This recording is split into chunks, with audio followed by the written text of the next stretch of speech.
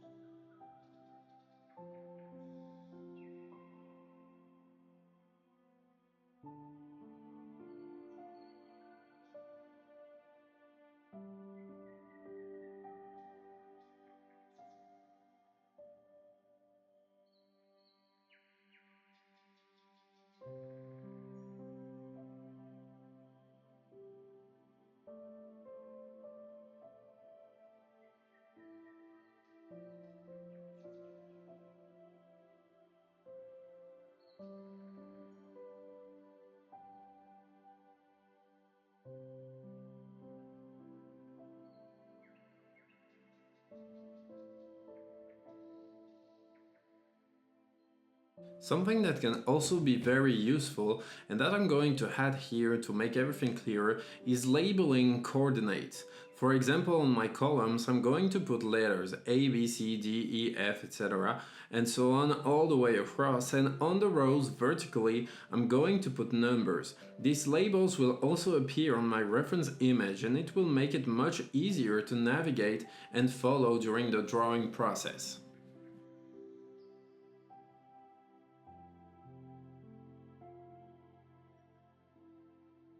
And here, for example, to find our way around, we can say that this square corresponds to F7, and the one that just placed the cross is now C10.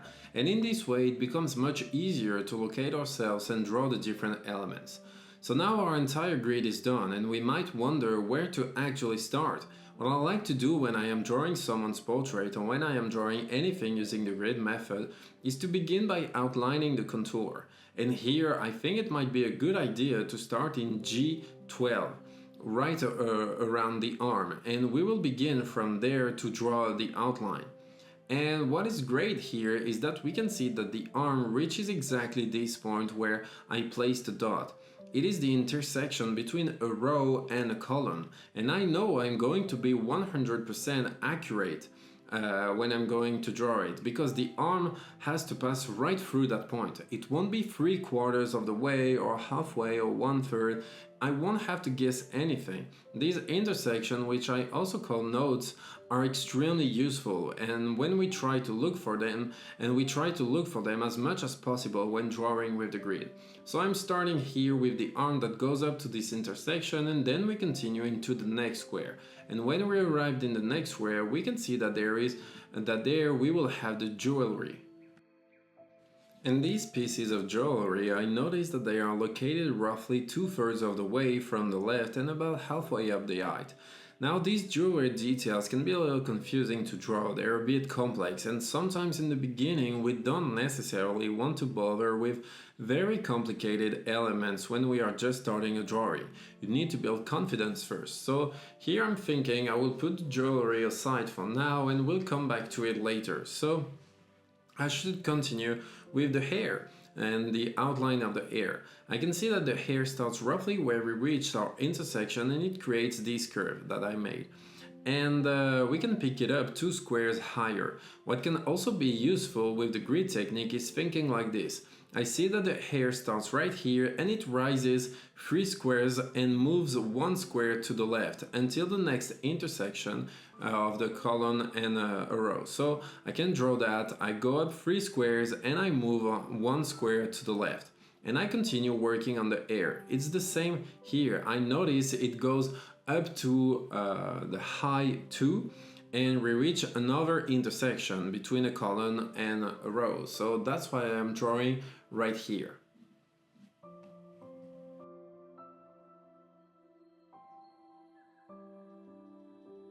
And then I'm going to continue progressing like this across the entire hair, moving forward even 1 square at a time or several squares at a time. Do whatever feels best for you. Sometimes it's better to work 1 square at a time if you're not very confident, or if you feel more comfortable, you can try moving ahead several squares at once. The trap to avoid is skipping a square and ending up with a shift so that your drawing is, for example, 1 square too far to the left or 1 square not far enough to the left. So be careful with that. And now I'm going to continue working through the entire hair until I reach the neck area.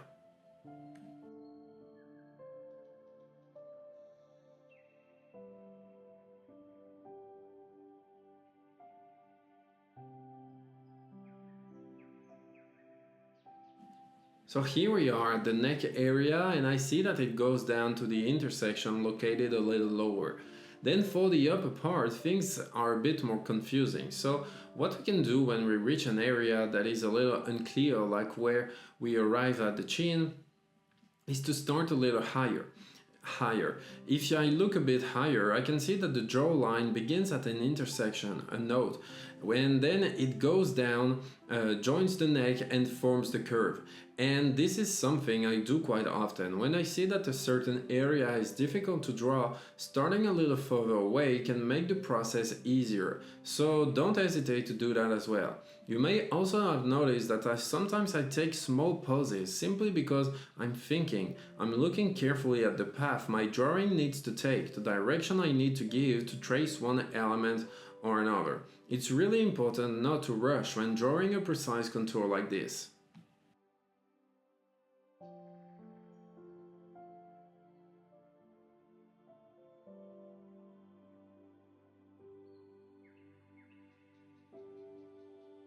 So now I have reached the other side and once again we arrived at the area where the jewelry is.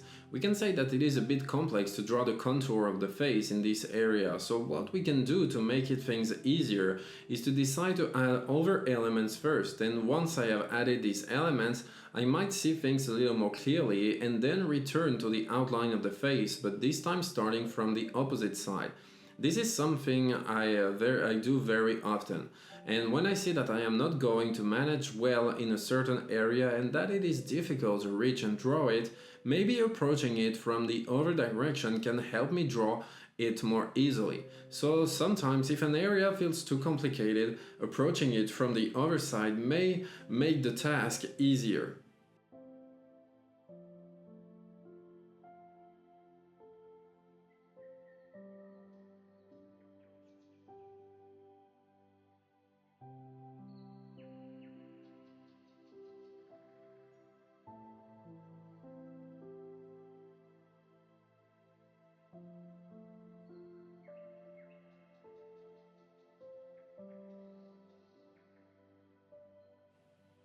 The outline of the face is almost finished and now I am reaching the ear, which I can draw next. Then we'll have the jewelry and at some point we do have to draw them. What I usually do when I have complex elements like these pieces of jewelry here is that I don't bother trying to draw a perfect outline of these details.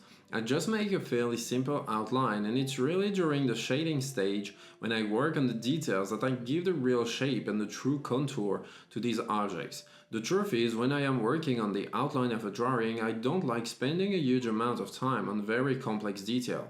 I prefer to build them gradually as I shade. It is just a mindset thing. Personally, I like working this way, but maybe you prefer to draw every detail very precisely during the outline stage to make the shading easier afterwards. It's really up to each person to decide how they prefer to do things.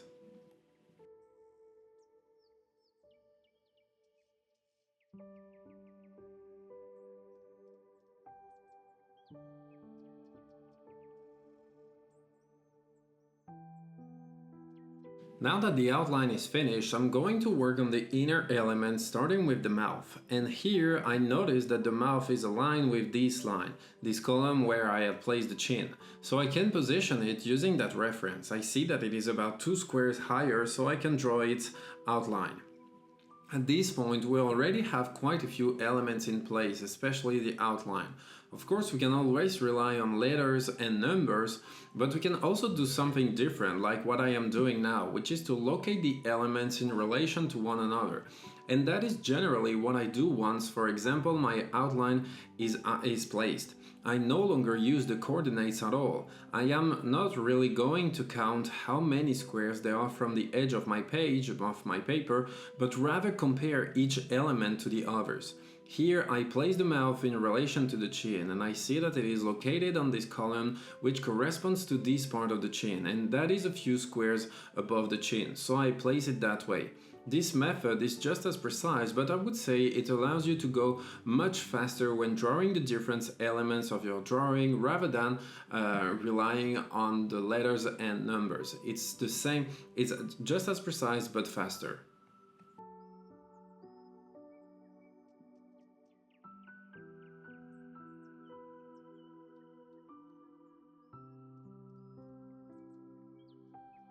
Using a grid in drawing is sometimes underestimated. Some people think it is a method only for beginners or that it takes away from talent or spontaneity, but in reality it is quite the opposite.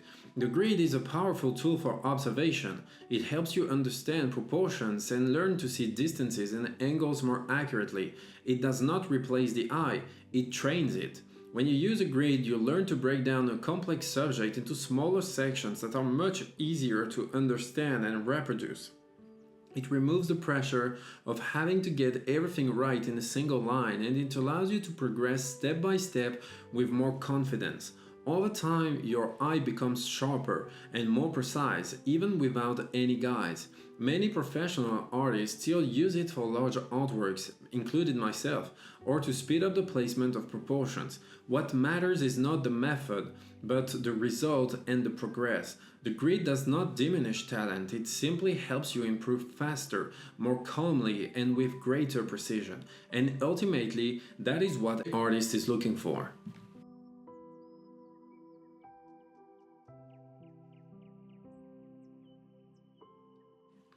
Now that the mouth is in place, I can start working on the nose.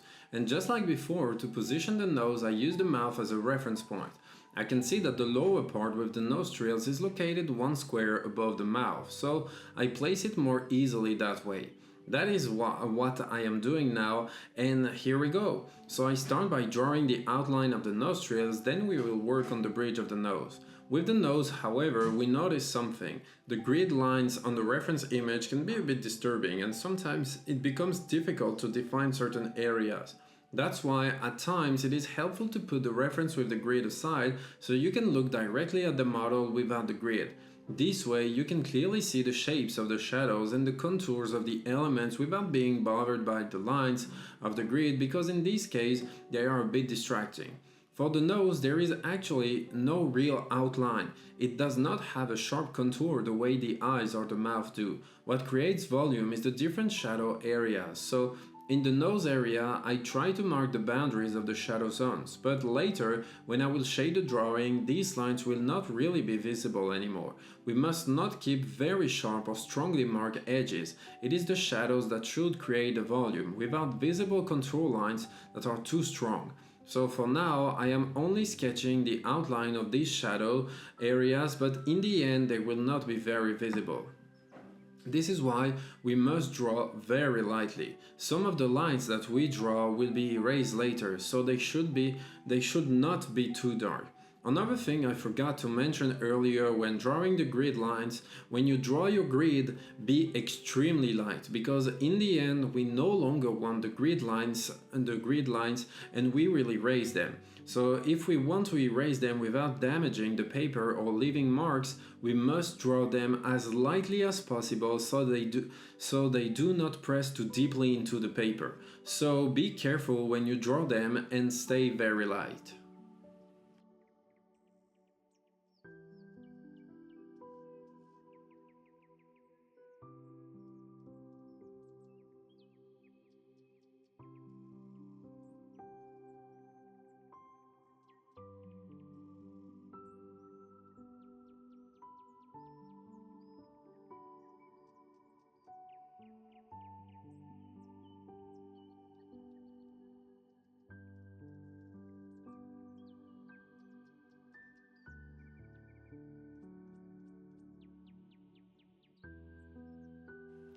Now I can place the eye, and I can see that the eye is located really on the right side of my square, so I place it there.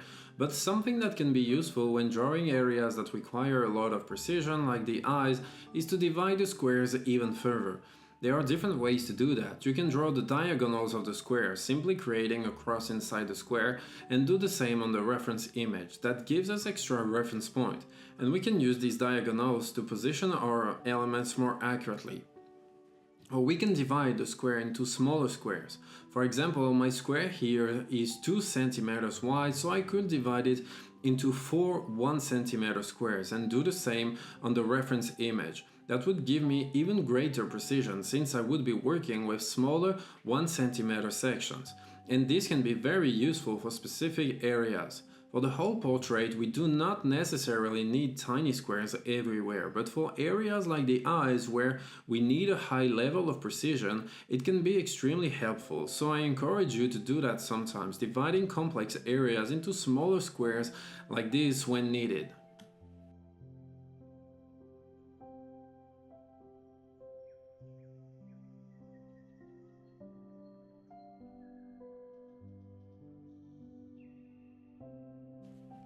So there we go, the first eye is done. For now, it's true that it is difficult to recognize Marilyn Monroe just from this one eye. It's really the shading work that we will do later that will allow us to recognize her. Next, for the rest of the video, for the other eye, I am going to do exactly the same thing. I will draw its outline, and what I will also do afterwards on the whole drawing is mark the different shadow areas, marking the darker shadow zones and the lighter ones. I use the grid and the precision it gives me to define all these contours more accurately. That is what I am going to do. And it is the same for the hair. We can use the grid to precisely mark the lighter and darker areas, which makes it easier later when we work on the rest of the elements. And after that, I stop here in terms of details in the drawing process. It is really during the shading process with the different values of gray that I will start adding more detail.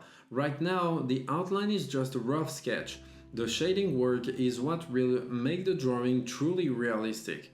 So that is the overall process for the drawing. As I said, I will finish by adding the shadow areas, the light and dark zones in the hair, and also on the neck and the arm. There is nothing more to explain about this grid technique, and so I really hope that this video has been very useful for you and that you have clearly understood this grid technique clearly. So thank you very much for watching this video with me, and I will see you very soon for a new video.